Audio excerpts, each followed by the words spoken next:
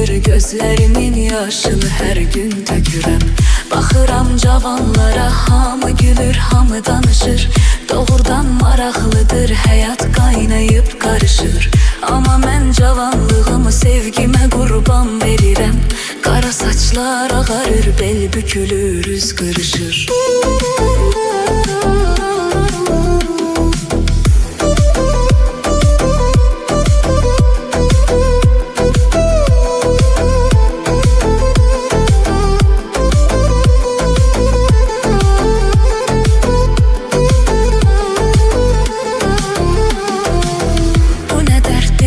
Müsibət nə bəladır çəkirəm.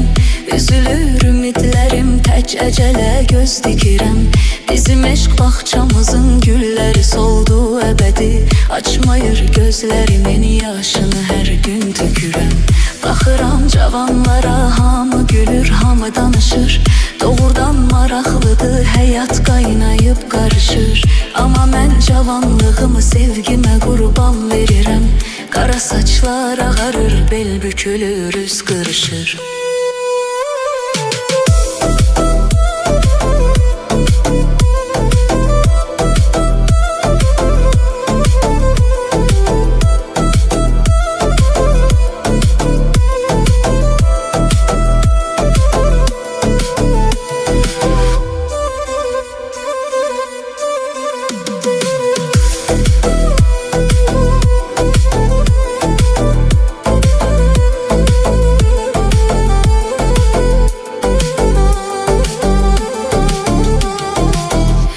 Dərddir, nə müsibət, nə bəladır çəkirəm.